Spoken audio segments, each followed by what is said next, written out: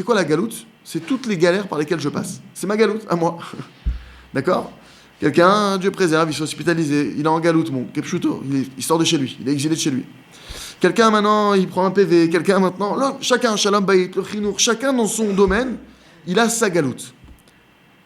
Il nous dit, Rabbi Nachman, sache que ton problème de galoute, il provient d'une seule chose. Il a résumé tous les problèmes du monde d'une seule chose. C'est un manque d'émouna. La racine de ton problème, c'est un manque d'émouna. Maintenant,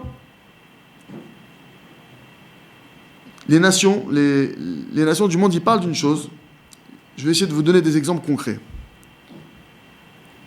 Il y a un interdit de parler de ces avérotes. On ne doit pas raconter ces avérotes aux gens. D'accord? On ne doit pas dire « Ah, j'ai fait telle erreur, telle bêtise ». Non. À moins que Béhémet, il y ait un intérêt véritable, etc. Mais, a priori, on ne doit pas raconter ça. Pourquoi? Parce que ce qui va se passer maintenant, c'est que si maintenant vous racontez, ne serait-ce qu'à ou à votre entourage, vos avérotes, eux, maintenant, vous allez rentrer dans leur tête que vous êtes une fauteuse ou un fauteur. Donc, ils vont avoir maintenant la émouna que vous fautez. Ah oui, non, elle, la pauvre. Ah non, elle faute, hein, la pauvre, elle n'arrive pas. Hein. Donc, ils ont la foi que vous n'arrivez pas. Leur émouna, elle va continuer à alimenter vos erreurs. Ça va continuer à se propager. Les nations, ils ont fait des tests. Ils ont appelé une chose qui s'appelle l'effet Pygmalion. C'est quoi l'effet Pygmalion? C'est le fait de raconter ses réussites pour que les personnes commencent à mettre leur émouna dans ma réussite et que du coup, ça propage ma réussite. Ils ont fait des tests. Il y a un prof qui arrive dans une école, il prend ses fonctions. Ils disent Baruch haba, bienvenue, etc. Bon, juste on te précise, voilà, tu vois les trois du fond là-bas? Voilà, je te le dis entre toi et moi, d'accord, ça ne doit pas être su, c'est trois surdoués. Donc, juste que tu saches que ces trois élèves-là, c'est pas la peine que tu saches qu'au moins qui est en face de toi, ces trois surdoués, ils ont un QI 4 fois à 5 fois supérieur à la moyenne. Ce qui était faux. D'accord? Maintenant, bizarrement, donc ils ont juste dit ça au professeur. Bizarrement, c'est les trois qui sont devenus les meilleurs de la classe.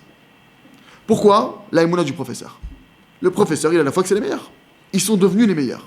Ils ont fait un autre test. Il y avait dans une école une classe d'élèves qui étaient très bons. Et il y avait dans cette même école des élèves qui étaient moins bons. Il y a des classes comme ça, 5e A, ils sont super, les 5e B, les pauvres. D'accord? Et donc, qu'est-ce qu'ils ont fait? Ils ont échangé les copies des 5e A. Il y a eu un interrogatoire général de tous les 5e. Et ils ont donné aux professeurs des 5e A top les copies des 5e nuls. Et ils ont donné aux professeurs des 5e nuls les copies des tops, sans qu'ils voient les noms. Évidemment, ça n'a pas loupé. Le professeur donc des 5e A, puisque lui, il a la foi que c'est ses élèves, ils ont tous eu des très bonnes notes, les 5e B. Et le professeur des 5e B, ça n'a pas loupé, il a donné que des mauvaises notes à tous les élèves des 5e A. Il y a un autre élément que vous avez déjà peut-être entendu parler, c'est l'effet placebo. L'effet placebo, ils ont fait des tests réels, d'accord, c'est fait en laboratoire.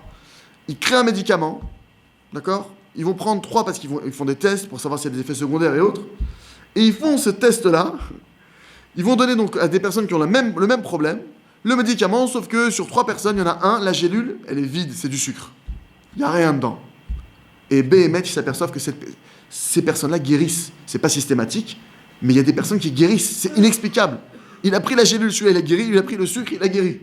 Dans les mêmes conditions de symptômes. La émouna qu'on a, c'est elle qui développe les choses.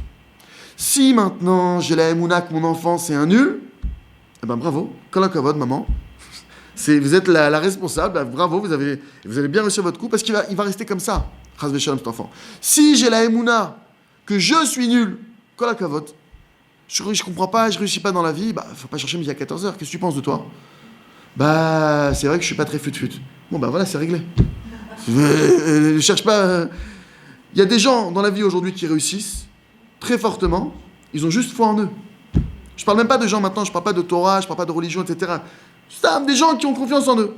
Non, je vais y arriver. Cette simple pensée, je vais y arriver, et ben elle leur fait y arriver. De la même manière, la simple pensée qui dit je vais pas y arriver, ben ça fait que je vais pas y arriver. Mais je vais pas y arriver pas parce que Dieu il m'aime pas parce que je suis un as, parce que je suis en train de programmer la chose. Le Zohar HaKadosh, il dit comme ça. Ce sur quoi l'homme se concentre, il l'attire à lui. Et il nous donne une mise en garde. Donc les nations, ils nous parlent de ça, effectivement. Si on se concentre sur quelque chose, on attire à soi. Mais sauf que le Zohar, il nous met en garde. Si tu te concentres sur quelque chose de sain, de pur, de positif, tu l'attires à toi. Mais si tu te concentres sur quelque chose de malsain, de négatif, tu l'attires aussi à toi.